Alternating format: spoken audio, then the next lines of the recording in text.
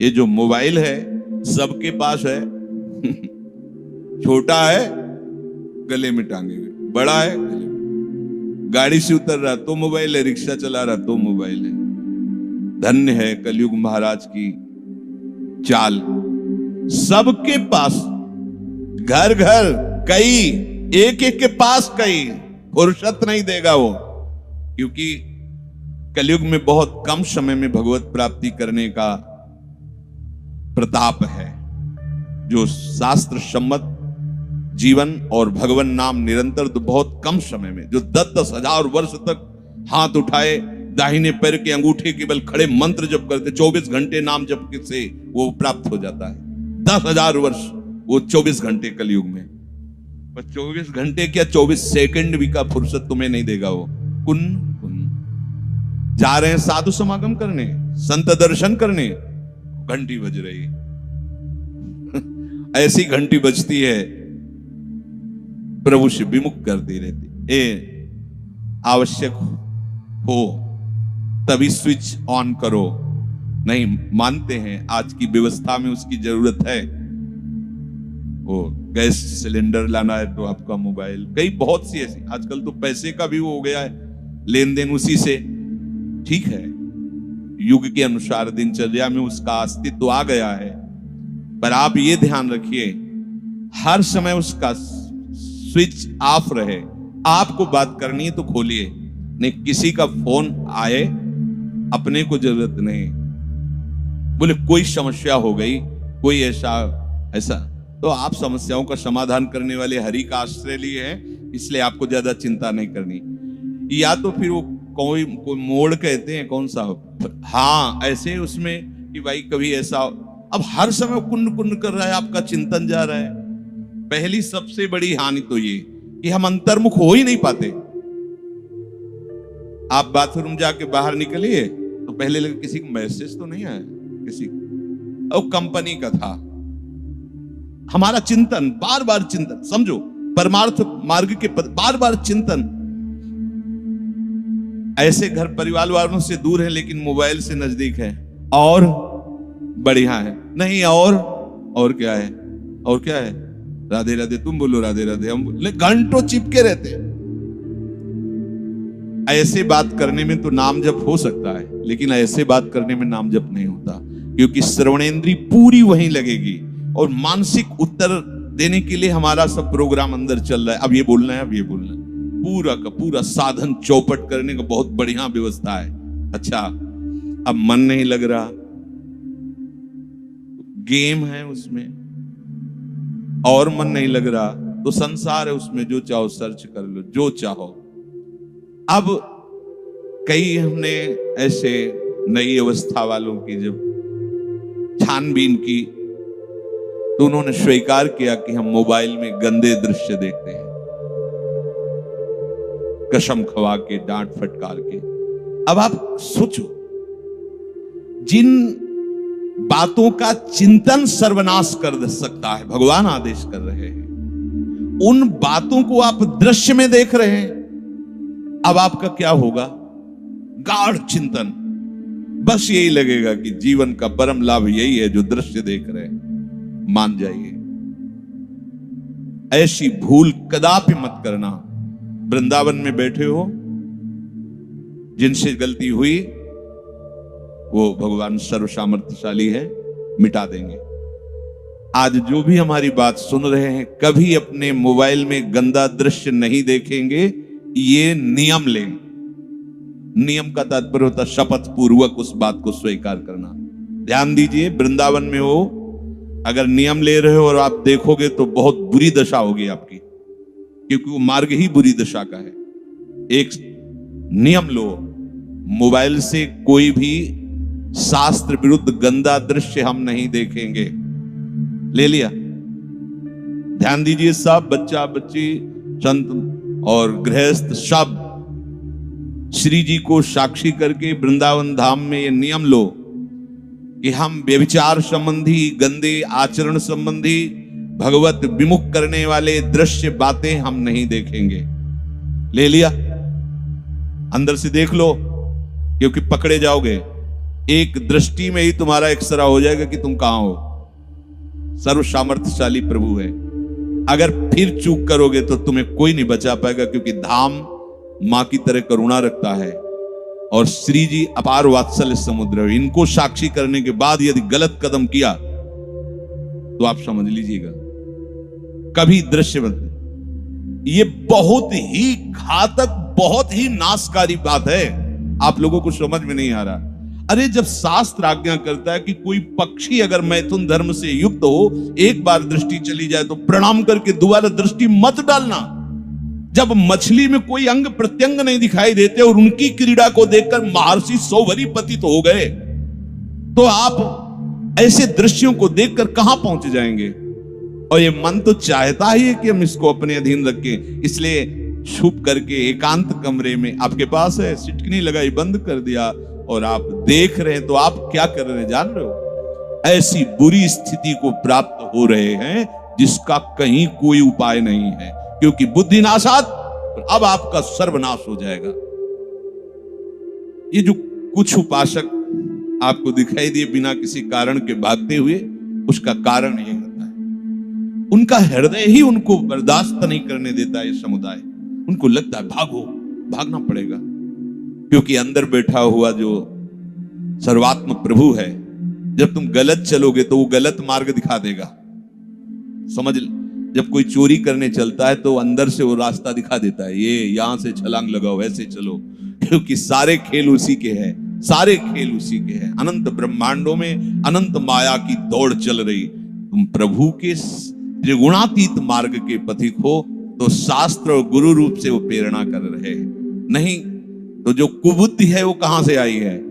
वहीं से तो आई। तो कुबुद्धि प्रेरणा कर दी, ऐसा कर लो, ऐसा कर लो, ऐसा कर लो।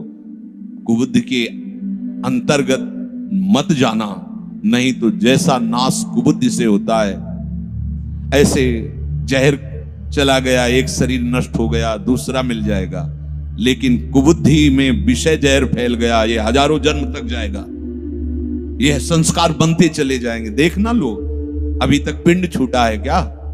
सब देख रहे, समझ रहे, गा रहे, सुन रहे, पर अंदर से बुद्धि यही कहती कि भोगों में सुख है। धिक्कार है ऐसी बुद्धि को। भाई जी महाराज कह रहे हैं दृश्य नहीं, दृश्य पर बहुत बड़ा प्रभाव दृश्य का पड़ता है। दृश्य में अजामिल नष्ट हो गया, दृश्य में ही।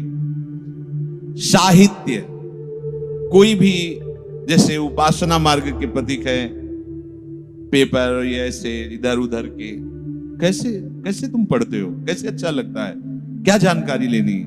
प्रियाजू का रूप कैसा, लालजू का रूप कैसा है, ये इनमें थोड़ी मिलेगा। नाम की महिमा क्या है, धाम की महिमा क्या है, आत्मानंद क्या है, ये उनमें थोड़ी मिलेगा। कोई भी ऐसे रखा भी हो तो नहीं गलती करनी चाहिए, गलती है। कोई भी शब्द उसका फंस जाएगा दिमाग में जो आपको परमार्थ विहीन कर देगा, परमार्थ विहीन कर देगा। वस्त्र, एक यहां जुड़े थे तो उन्होंने कहा, जब मिले एकांत में, उन्होंने कहा कि हमें यहां एक दोष दर्शन होता है। अब बताइए, उन्होंने कहा जिसको देखो वही पीला और सफेद की होड़ लगी हुई है। हमने कहा तो भगवान की कृपा है कि सब उत्साहित हो रहे हैं कि हम मोड़ मुड़ा कर रच पहनकर, पीले के अधिकारी नहीं तो सफेद पहन लेते हैं, पर हम संसार के नहीं हैं। बोले शायद मेरे में ऐसा सामर्थ्य नहीं, इसलिए ऐसी जलन होती है। हाँ, वस्त्र, वृंदावन वास कर रहे हो, पैंट सूट चढ़ाए हो, बेल्ट बांधे हुए हो, मोजा चढ़ाए हुए हो, जहां मन आया वहां, अरे दुनिया में रहो ऐसे, कम से कम वृंदावन आए हो, अपनी सादगी सनातन धर्म की पोशाक तो पहनो।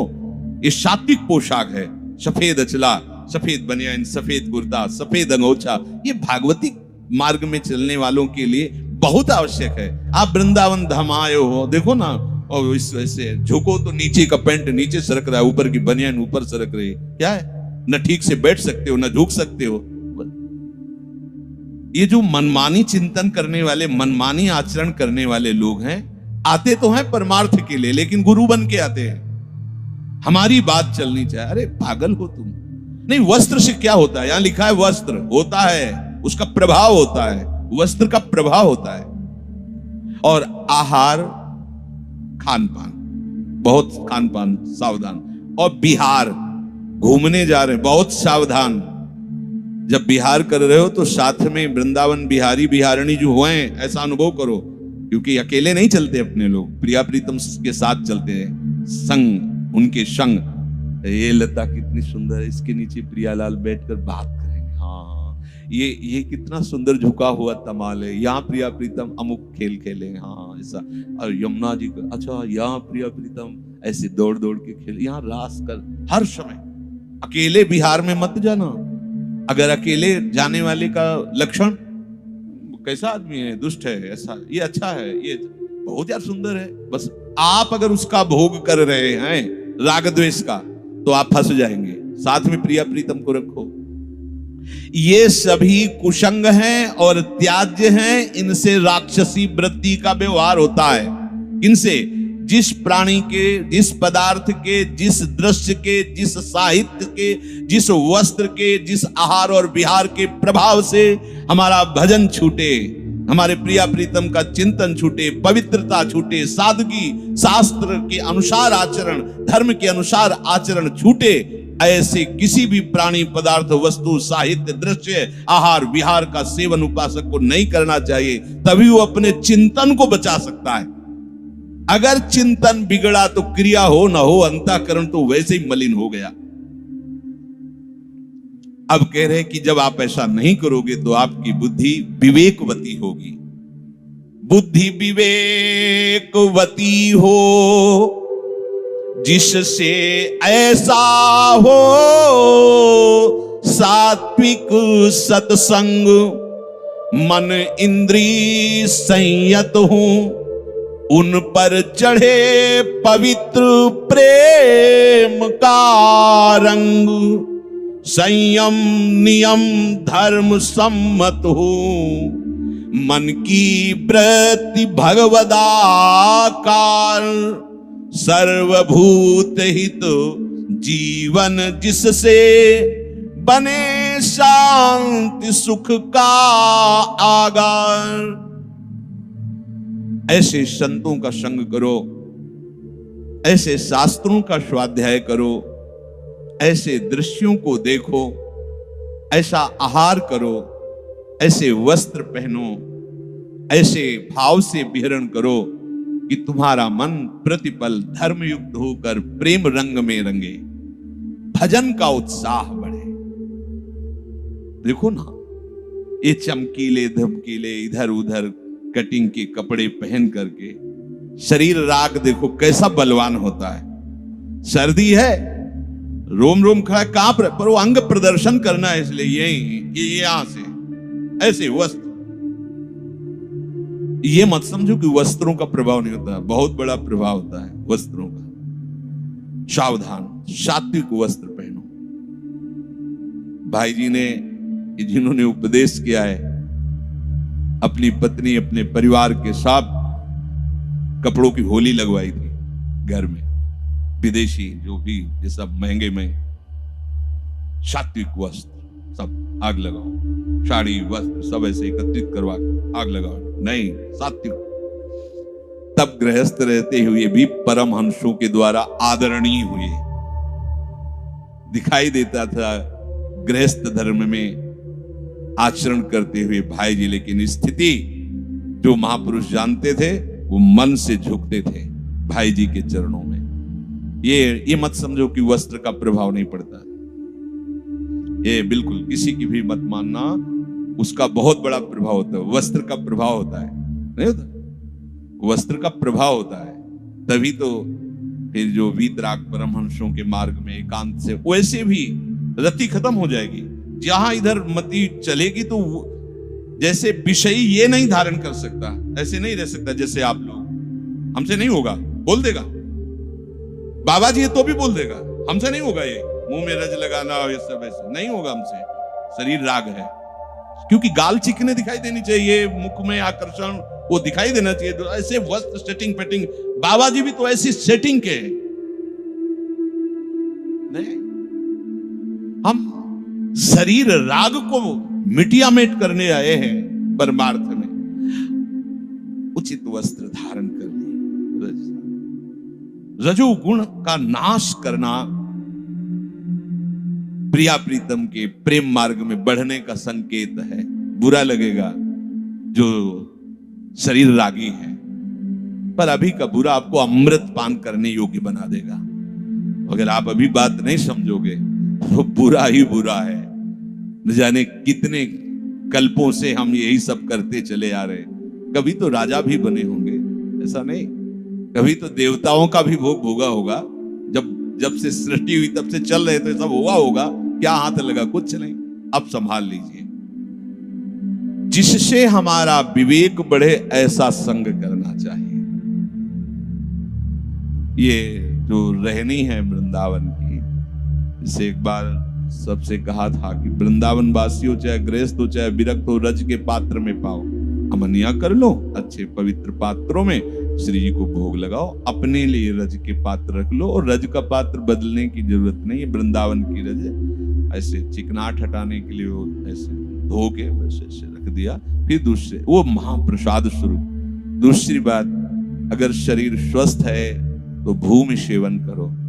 वृंदावन में आसन, प्राय हमारे संत भगवान सब भूमि सेवन ही करते, जमीन में ऐसे एक गद्दा ऐसे आसन लगाए, कोई चटाई लगाए, जैसी जिसकी निष्ठा है वैसे वास कर रहे हैं। क्योंकि वृंदावन भूमि में शयन करना ये अहोभाग्य है।